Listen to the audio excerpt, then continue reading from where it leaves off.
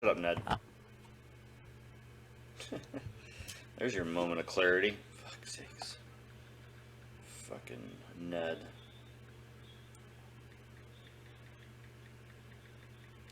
Always funny. Alright. Let's do this right. Let's get this fucking separated so we can so we can clip this up. White House press briefings.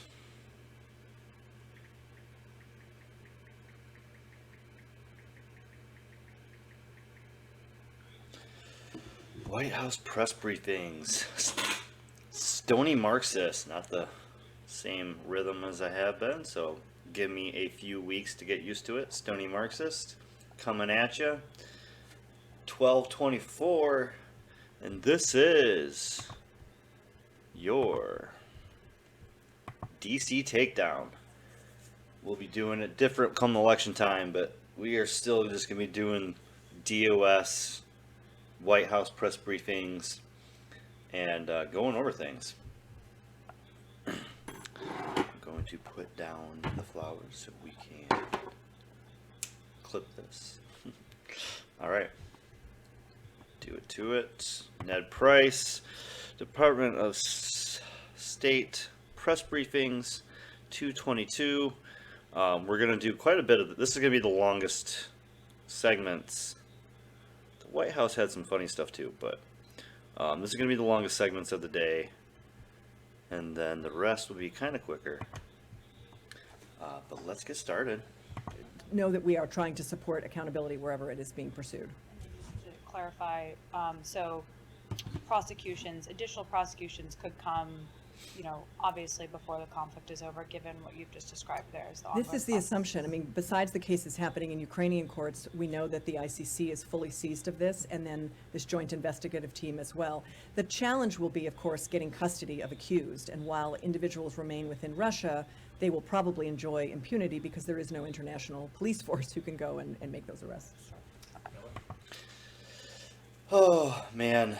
The only thing that I showed for her, the only reason I brought her up was, what's up, man? Fucking funny, dude. The only reason I showed her was for that laugh and smirk at the end. She's just like, haha. Like, that was so creepy to me. It's the only, her answer wasn't anything interesting. Just her laugh and smirk at the end. And while individuals remain within Russia, they will probably enjoy impunity because there is no international police force who can go and make those arrests. She just smiles like, no police force. Oh, golly gee. All right. All right, Ned, what we got to say? What are we going to say today? Right. What is Ned going to do? Take steps that do, in fact, de-escalate tensions. Last one. Part of that arrangement was that neither side was going to take, or at least the Israeli, on the Israeli side of the arrangement, was they weren't going to announce any new settlement expansion or outpost legalization for the next, I think they said several or few months, but other people's understanding was that it was for 6 months. But anyway, it very much looks like they're going to go ahead and announce new settlement activity and outpost legalization, if they haven't done so already, tomorrow. But apparently, according to people who were there in the room, where I forget how slow people talk. I watch this at such fast speeds usually. We at least got to do 1.5. Good God, that's slow. it was approved today. Is that a violation of this agreement and your efforts to try and prevent the Palestinian proposed resolution from coming to a vote and replacing it with a presidential statement, a weaker document, seem to have not produced the result that you wanted, at least in terms of how it relates to the situation on the ground? It might have prevented a big debate during this week, Ukraine week, at the UN, but it doesn't seem to have helped the situation on the ground. Is that an accurate assessment? A couple things, Matt. First, on the arrangement between Israelis and Palestinians, again, this is not something that we are a party to. We're going to leave it to the parties themselves to speak to the details of the arrangement that they had reached. Now, you may be alluding to reports that are out today of So this whole segment's gonna be about Israel expansion. Potential settlement expansion. Our understanding, and again, this is our understanding, we would ultimately have to refer you to the parties in question to speak to the underlying facts, but our understanding is that this is not a new settlement announcement or expansion.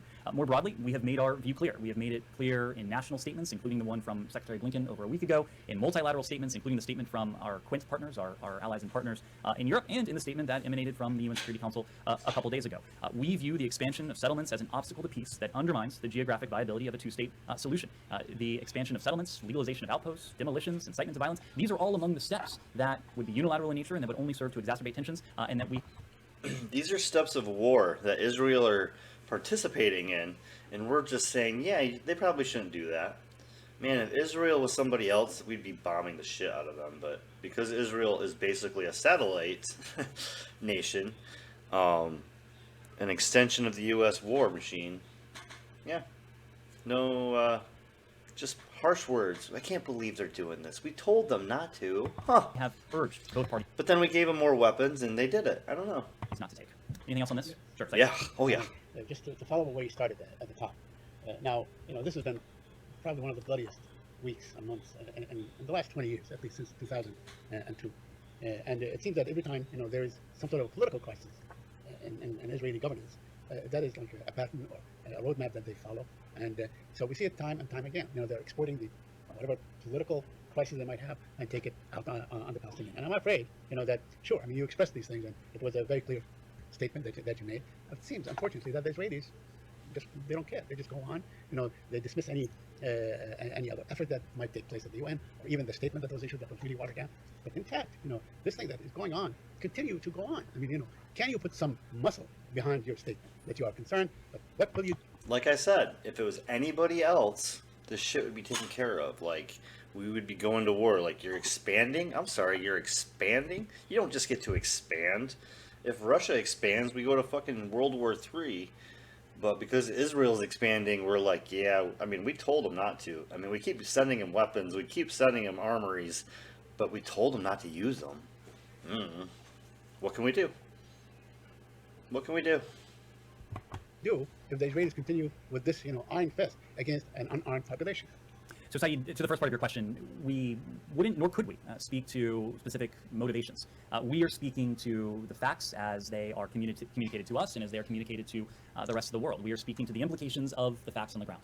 And unilateral acts, including expansion of settlements, legalization of outposts, those are obstacles to peace. Those are the obstacles to a negotiated two-state solution that, over the course of decades now, successive American administrations have endorsed. Israelis and Palestinians themselves have endorsed. We are having conversations with all of the parties. We are having conversations privately with our Israeli partners. We're having private conversations with our Palestinian partners. We're having conversations with our regional partners as well. This is obviously a conversation that is taking place among and between a wider swath of countries. And you saw the UN Security Council issue a statement over the weekend that was entirely consistent with what you have heard from the United States. Our overarching priority is to preserve the viability of a negotiated two-state solution to the conflict. Only with a negotiated two-state solution will the Palestinians be able to achieve their legitimate aspirations for sovereignty, independence, and freedom in a state of their own, living side by side next to a vibrant democracy and a Jewish state. That is critical. The viability of a two-state solution is critical to both parties. It is critical to our approach. Critical to both parties, huh? I think it's a little more critical to one side than the other. The other side is trying to, wipe out, delete an entire nation, and the other side is trying to defend themselves, getting called terrorists. That's how it plays out to me.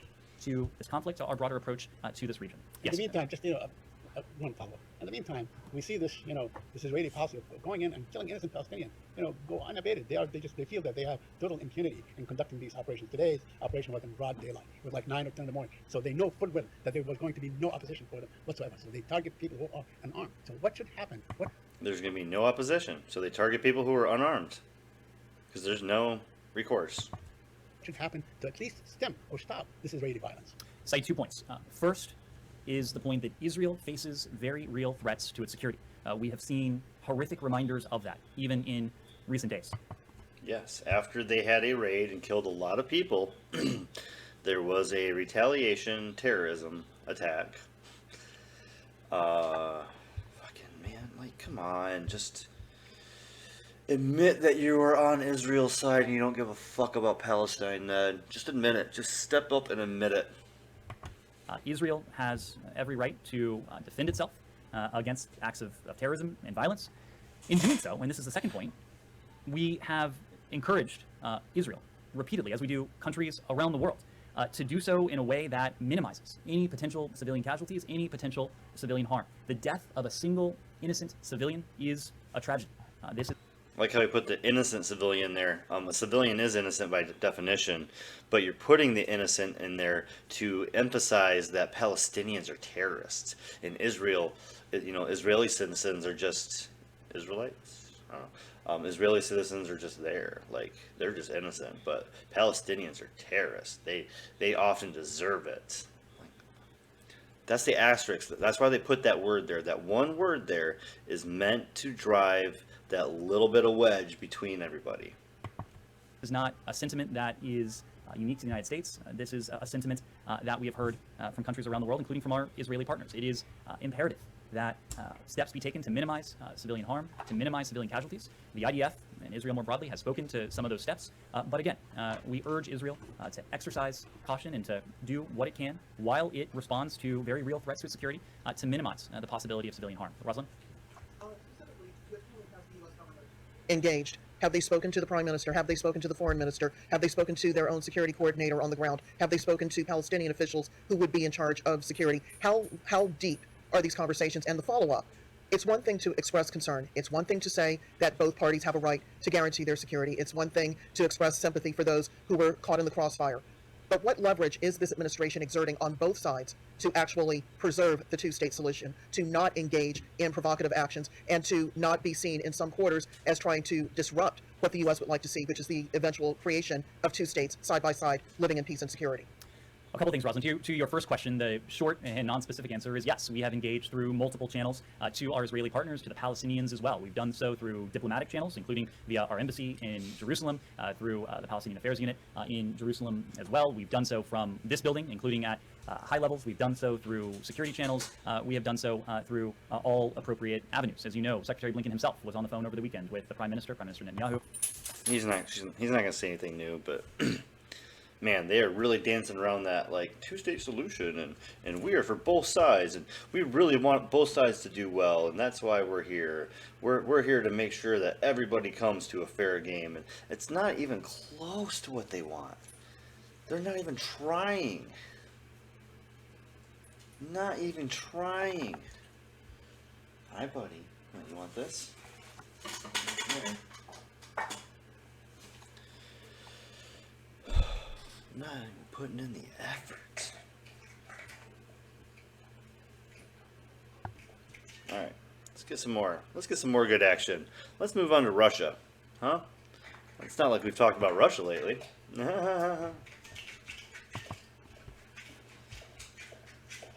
Okay, Steady buddy. diet of lies, of disinformation, of misinformation, and this is clearly one of them. If the war ends, would the U.S. roll back sanctions to allow the country to come back a little bit more quickly? Sanctions are a means to an end. Sanctions bring about a policy goal. In the first, No, they don't.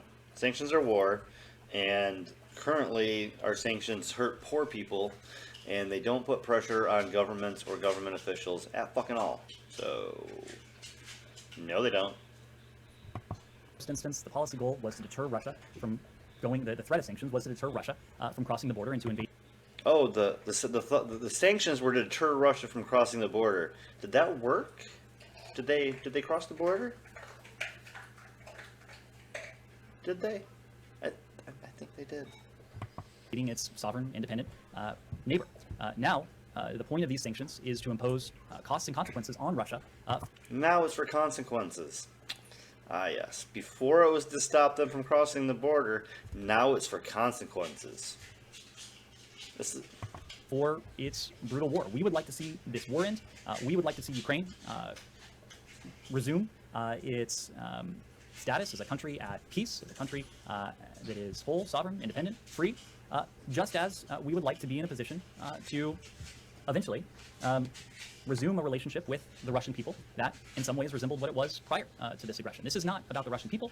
This is not about any underlying animus towards the Russian state. This is about President Putin, his behavior, and the actions that those around him have enabled and encouraged. Yes, go ahead. China, Russia, Sure. the the top diplomat Wang Yi. Putin told Wang Yi that he looks forward to seeing Chinese leader Xi. All right, that was all I wanted to get to. Sanctions, sanctions, sanctions. Like, god damn it, Zika, you can't out from underneath there. Why? Trying to be under my feet. Yes, you're fine. You just can't be under my feet, dude. Sanctions are not winning the war for us. That was where he fucking lied. Sanctions are not winning the war. They're not affecting Russia. Russia has, China makes everything for everybody on the planet, not just for us. Okay, we got it. Go. All right. Last segment. 102. Last segment of this episode on DOS, Ned Price, piece of crap. Economically, and potentially in the security realm as well. Yes, go ahead. Good to see you, Ned, back on the podium. Actually, I have a question about the Seymour Hersh story on the explosion of the Nord Stream pipeline. Man, every fucking time. Let's do it again. Do it again. Do it again. Look at his face. Watch his face. Watch his face. Economically, and potentially in the security realm as well. Yes, go ahead. Good to see you, Ned, back on the podium. Actually, I have a question about the Seymour Hersh story on the explosion of the Nord Stream pipelines. Just as we speak in recent public remarks, the Pulitzer-winning journalist continues to reveal reasons for or information that he possesses that points to a U.S. role in that attack. Also, in media interviews, some well-known figures here in the United States believe that Hersh's allegations are credible. I'm referring to people like Jeffrey Sachs, Columbia University economist and a former special advisor to U.S. Secretary General. So, given those voices, I'm wondering if there's anything additionally that you want to share as a comment. Nope. The only comments I would share is if only people weren't naive. If only people weren't naive and never listened to the U.S. government. People weren't so gullible. Don't be gullible. Don't listen to the government at all. When it comes to some of these claims, we couldn't be clearer about this. We If the government says it, it's very clear. It's usually a lie. categorically reject these false accusations. These accusations are probably not false. It's his job to lie. It's his job to make the government always say, not our fault. Even if they got caught with their pants down, they go, I don't know. It's the girlfriend who's caught fucking somebody, and she still is like, I'm not cheating on you. I don't even know. It's like I don't even know. The United States was not involved in this in any Wasn't way. me. The fact that Russia is bringing this to the Security Council is just another indication of the fact that Russia desperately wants to change the subject. It does not want the world to be focusing on what our Ukrainian partners have achieved over the course of the past year, what the rest of the world has come together to help our Ukrainian partners to achieve, the ways in which the transatlantic community and the community of nations more broadly has never been more united, the ways in which NATO has never been stronger and more purposeful. Again, not as a threat to Russia, but as an alliance that stands to defend our countries against potential aggression. It is a sad, sorry state that Russia is doing this, and it's likewise sad that Russia is finding those willing to parrot its propaganda. Right after the explosion happened, the U.S. government is very vocal in calling for a thorough investigation to find out the culprit. But right now, it appears that apart from repeated and simple denials, you didn't seem to have given some substance. You didn't substantiate your counterargument to the claims from Mr. Hersh. And I'm saying this because the international community is calling for some explanation, including some members of the Parliament of the European Union. So I'm wondering if you have anything to elaborate further. I would be happy to hear from you or Mr. Hersh or anyone how it is the United States view about proving a negative. If anyone can explain that to me, I'd be happy to listen. Proving a negative? Oh man, I'm sure there's ways you could document that, but yeah, how can you prove a negative? You're the American government. You're not a single person. The broader the broader point here is that there is an independent investigation that you alluded to. The United States is not a party to this investigation because there are countries on whose sovereign territory this attack occurred, and we're deferring it to them to conduct this investigation. We're deferring it to those countries that are going to be neutral because it happened on their turf. Aren't those the same countries that are profiting from this? Finland got massive amounts of increased sales, capitalism, for their nation of oil exporting from the Arctic Circle. and that is going to Europe instead of Russia. Yeah, so that has nothing to do with nothing, huh? Sure, that has nothing to do with nothing. Man, they're not even trying anymore. Like, they can't even try anymore. It's over. As I just mentioned, so I'm not going to talk about something that hasn't yet happened or occurred. But again, we will continue to keep an eye on this. You mentioned a new military assistance package will be announced to Ukraine. How much is providing fighter jets part of that discussion, as President Zelensky has repeatedly requested? So again, I'm not going to Not gonna get ahead of myself. Not gonna get ahead of myself. going to get ahead of any announcement for tomorrow. We have been truly working in lockstep with Ukraine, with the Ukrainian government, to make sure that they have what they need to continue to fight for their freedom, to fight for their sovereignty. And I think if you watched, and I know many of you did, if you watched the president in Ukraine earlier this week, you heard him deliver a really critical, important speech in Warsaw. You heard him before his meeting with the B9, and he's been really consistent and clear. We are going to be with the Ukrainian people for as long as it takes. We are going to... As long as it takes, we will give them whatever they feel they need. To continue to show our unwavering support, and we are going to continue to provide assistance so that they can continue Provide assistance. I didn't mean to say give them whatever they need. I said provide assistance. their success on the battlefield. That is what we want to see. We're talking about fighting for democracy. We're fighting for democracy. Huh? Oh, is their election under steal? Is their election getting stolen? Are they using cross-check and deleting, all the minorities? What are they doing that's so bad that we haven't done already? Fighting for freedom, and that is something that we believe that's what the United States is all about. What kind of message does the White House expect Zelensky to send during that meeting tomorrow? Look, I'm going to certainly not going to get ahead of President Zelensky. I think you heard him very clearly when President Zelensky was meeting with the president in Kiev. I mean, the trip that President Biden took to Kiev, as many of you reported on, was historic. It was brave. Many of you talked about how we heard the sirens wailing in the background as the president was on the ground. Remember, there is no military on the ground in Ukraine, U.S. military on the ground in Ukraine, and the president took this trip. She just said there's no military in Ukraine. Hold on a second. Sirens wailing in the background as the president was on the ground. Remember, there is no military on the ground in Ukraine, U.S. There's no military on the ground in Ukraine. I mean, U.S. military on the ground in Ukraine. Military on the ground in Ukraine, and the president took this trip to send a very clear message, not just to the people of Ukraine, not just to Russia, but the world. How, again, we have an unwavering support for the people of Ukraine. They have shown such bravery. Let's not forget, a year ago, we were talking about how people were reporting how Kyiv was going to fall within hours or within days of Russia's invasion. And now, what did the president say? He was in Kyiv, and he said, Kyiv stands strong. And so I think you're going to hear a lot of that tomorrow. I'm certainly not going to get ahead of any announcements. And just to quickly follow up on China, the president said last week that he does expect to speak with President Xi. What's it going to take at this point for that conversation? I don't have that is up to the president. I don't have any call to speak to at this time. Is the president going to go to Ohio, Karine? I don't have at this time. I don't have anything to read out or announce on a travel to Ohio. But once again, we've had EPA on the ground, we've had DOT, Secretary Buttigieg is there today. We've had FEMA, we've had HHS, CDC. I mean, we have had a multi-agency approach to this. That's how important it is to this president to make sure that East Palestine residents get what they need to deal with the situation that's currently happening. Thank you. And secondly, China says it wants a role in ending the conflict in Ukraine. Is this something that would be welcome? So look, as you've heard from the president many times, we certainly want to see an end to this war. That is something that we would like to see, and it could happen if Mr. Putin decided to leave Ukraine and stop. There we go. That's a good answer. All Putin has to do is leave Ukraine, and the war will stop tomorrow. I mean, we're going to put NATO on his border, all around his border. We will have NATO everywhere. But no, yeah, that's all. That's all that has to happen. He's got to leave and forfeit. And so I'll just leave it there. But I mean, is there no concern about the extra calls for oversight? I mean, it seems to be a response to their constituents, at least, of a softening of support for U.S. aid.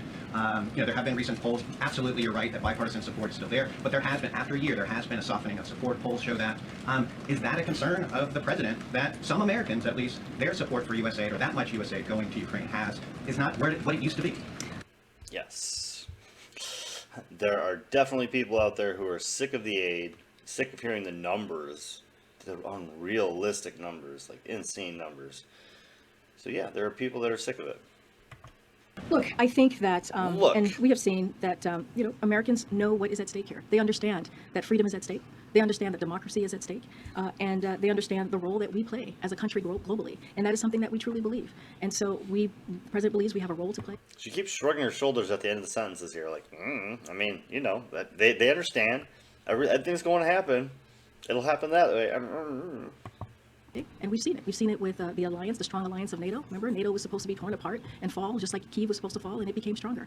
We've seen the West come together. We've seen Europe to come together, and we saw the president really speak to that on the world stage just this week. Not just to Ukrainians, not just to Russia, but to the world stage about what this means for all of us. So we think Americans understand that. We think that the Americans see that, and we're going to continue to do the work that is needed to protect democracy. Thanks, Karine. These sanctions tomorrow, are they going to be announced by the whole of the G7 together, or is it going to be U.S. sanctions? And then just sort of how it's going to come out. Would it be coming out as part of that G7 meeting? Or I don't want to get ahead. It's certainly something that the president will speak to when it comes to the sanctions, as I just laid out at the top. I'm not going to get ahead of what the president's going to announce tomorrow. There'll be a G7 meeting. I'm not going to get ahead. That's the phrase of the day. I'm not going to get ahead. I'm not going to get any head. I'm never going to get any head. Not going to get any head. It's not going to happen. That's, yeah. Instead of the I'll direct you to, today is I'm not going to get ahead. So she's got some good t-shirts she's working on. Her catchphrases are, really coming in strong. That I'm not going to get ahead, and I'll direct you to. She's got some good catchphrases. I mean, still miss Jen, but I definitely miss Jen. As part of that, the president's going to be making an announcement on sanctions. I'm not going to get ahead of what the president's going to say or how it's and what vehicle it's going to come out. Yeah, Peter. Can I just ask you again, following up on East Palestine? Can you, I know you can't say the president has plans to go there now, but is it in discussion that the president may go there in the near future? I just don't have anything to share. I know there's a lot of interest on that. I mean, I guess the question for folks there, though, at least to say it's in discussion, has it been something that's even under consideration? I mean, I think what folks should understand, and what folks should, I think. I love that she echoed back folks. I mean, folks should understand, and those folks, they need to folk themselves. They need to go folk themselves. Feel at ease is that the president has taken this very seriously. Hours after the derailment occurred.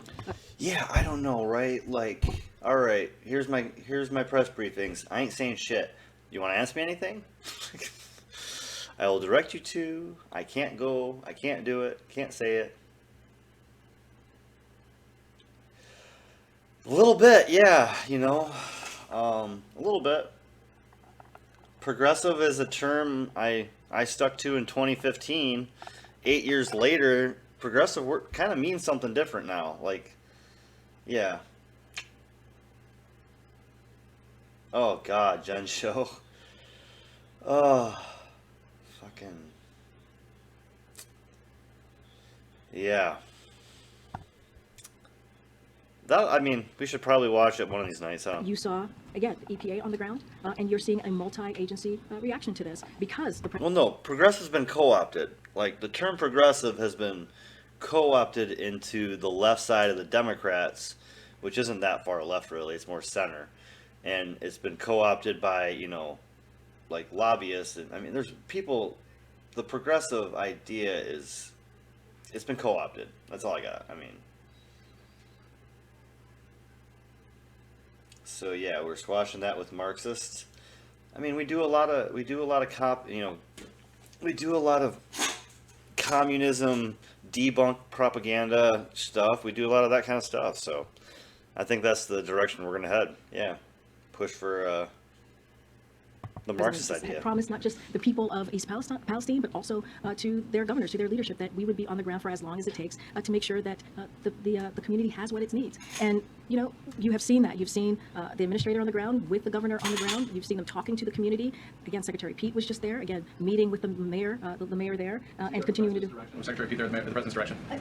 Look. The Secretary Pete went because he believed that it was important for him to go there at this time, and it is. It is. He said he wanted to go at the right time. Was this the right time? Even he today had some reservations about whether he met the right balance. Look, I think it was important. But I think what's important is that he was there. I think what's important is that we saw Secretary of the Department of Transportation there. I do want to say one thing though, which is there's been a lot of bad faith attacks on Secretary Buttigieg, and the reason why we believe it's bad faith is, if you remember, Elaine Chao, she was the head of Department of Transportation, and when there was these types of chemical spills, nobody was calling for her to be fired, and nobody was calling for what they're calling on Secretary Pete. It is Secretary Pete. Man, so I wanted to slam Buttigieg so hard, like, it's so... Can this guy even run for another office after this? He has been our Department of Transportation secretary since Biden got in presidency. That was part of his fold, right? Like, he folded, he said, I'll give you my delegates. He got Secretary of Transportation. super cush job. You think that you're gonna, just kind of build a name for yourself. What have we had? We've had shipping problems. We've had railroad problems. We've had airport problems. We've had we've had so many issues on transportation. I think Buttigieg is burnt. He's never getting reelected for anything ever again. Burnt. As long as it takes. Pure politics. It's pure political stunts, what they're doing. You have seen an administration that has, because of the leadership of this president, that's taken action and multi-agency action to deal with the needs that we're seeing on the ground with the community of East Palestine. I just want to follow up on two other topics that were asked earlier. You were asked about. Yeah, we're not going to follow up. We're going to move to our last segment of this. Yeah, you're right. Like, she is annoying, and you get sick of her, right? Like, Karine kind of drives you a little bit nuts. At least Jen, I don't know. Jen was better. I'm just not going to add to any more to that. Go ahead. Thank you, Karine. Two questions, one on Ukraine, one from a colleague who covers immigration. On Ukraine, when the president was in Poland, people were pleading with him to provide F-16s to Ukraine. He probably saw and heard some of those protesters. He has said that he is not going to provide F-16s to Ukraine, that is not something the U.S. will do. Is he still... I mean, he can run and people forget, but you don't think the Democrat, if he runs in a primary for something, his co-Democrats are just going to be like, dude, this guy sucks. He had the trains, he had the ships, he had all the problems. standing by that? So look, I talked about this a little bit when I was asked moments ago about any extra aid that we're providing to Ukraine. Look, we've been in lockstep with the Ukrainians and with our partners to provide Ukraine with the capabilities that it needs, and we are in regular communication with the Ukrainians on their needs on the battlefield, and also making sure they have the humanitarian assistance and other assistance that we've been providing for this past year that they need. Battlefield's number one. I'm just not going to get ahead of that. But look, we are committed again to supporting Ukraine for as long as it takes, and I'll just leave it there. So that was an affirmed, no, never going to happen from the president. Again, we are constantly in conversation with Ukraine, providing them with the assistance that they need to be successful on the battlefield. I'm just not, just don't have anything else to say beyond what the president has commented on. Thank you. And then, So she was asking about fighter jets. She was asking about planes, and she's like, I mean, we're going to give them whatever they need. I can't comment any further. We're going to give them whatever we need. Can't comment any further. That's fucking horrifying. We're going to give them whatever they need. Can't comment any further. Democrats never call out other Democrats? That's not true. That's not completely true. Tulsi Gabbard burnt Kamala Harris at that debate. And Kamala had to basically drop out of the presidency after that one.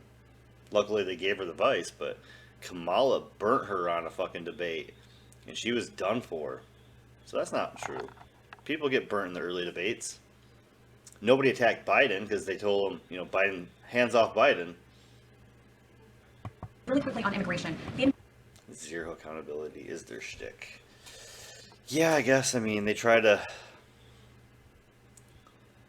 They don't want to be attacked. They don't attack because they don't want to be attacked. Like, oh, if I attack them on this, they'll come at me for this. And we all know we're all. Tulsi isn't a Dem. She was. She kind of was. She kind of, I don't know. She's a grifter. Probably. Probably just a grifter. Ned! I feel like a cheer is like, Ned! Every time he shows up. Super quick. Only one segment from him today. Like I said, I'm trying to keep these shorter. I know the actual press briefings aren't as entertaining, but they're good clips from my YouTube. So, hi YouTube people, come join us on Twitch. Near-term opportunity this year to express their voice peacefully at the ballot box. This is the strength of the Wagner Group to the degree that it will cause, a difficulty of holding the election. Well, the Wagner Group, wherever it is.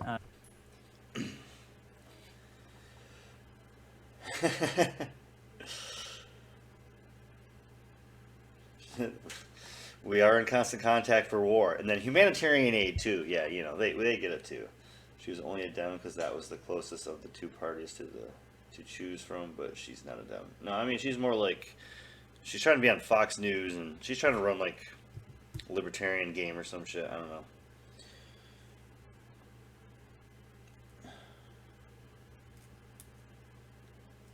Yeah, like I said, she's a grifter. I think she didn't know what she was going to do after politics, and somebody paid her. whether it's on the African continents, whether it's in Ukraine, anywhere else where its tentacles have been able to take root, we've noticed that these countries often find themselves weaker, poorer, more insecure, less. So we're talking about the Wagner Group, but this sounds exactly like the CIA. Whenever we find themselves, you know, getting into shit, we find that country poorer, independent. These are all influences that the United States in our engagement with these countries seek to counteract. We are taking action using authorities available to us to pursue the Wagner Group, to pursue its founder. Both the group and its founder are now subject to a number of sanctions and other authorities that we have imposed in an effort to counter the influence of the Wagner Group on the African continent, but everywhere else where it exists. We are working. I find it so funny that we're trying to counter the Wagner Group when literally our CIA does the same shit they do. It's fucking... You're literally talking war games, like... Come on, man. Closely with our African partners, with European countries, to address these very destabilizing and these rent-seeking activities. Destabilizing. If that's not CIA, I don't know Wagner.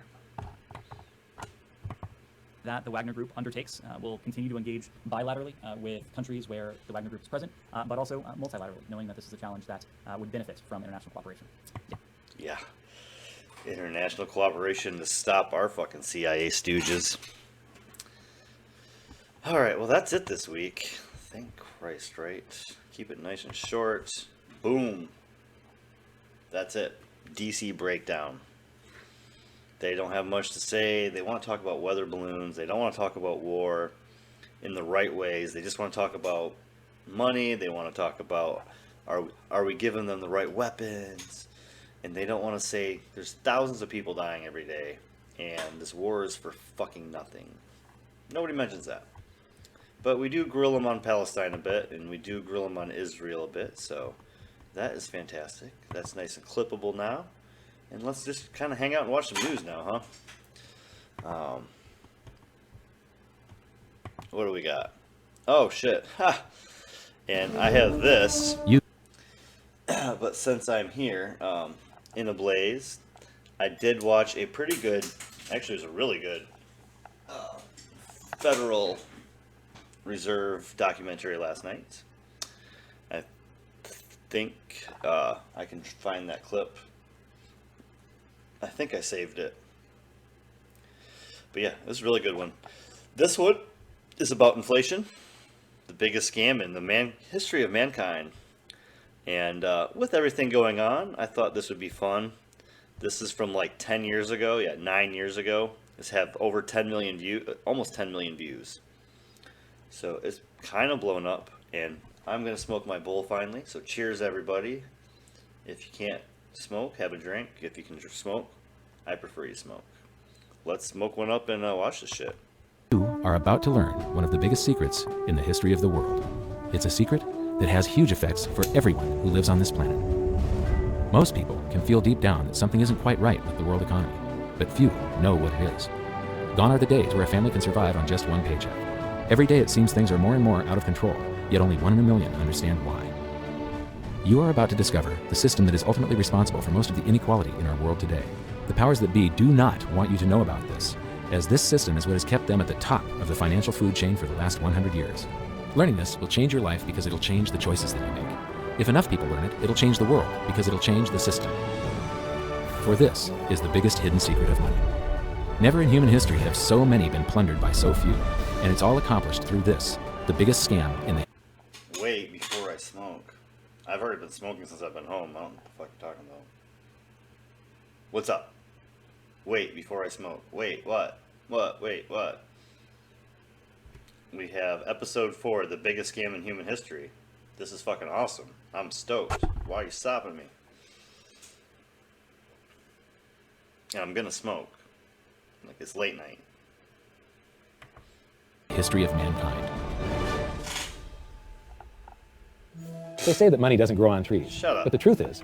Shut up about the fucking president, dude. We're not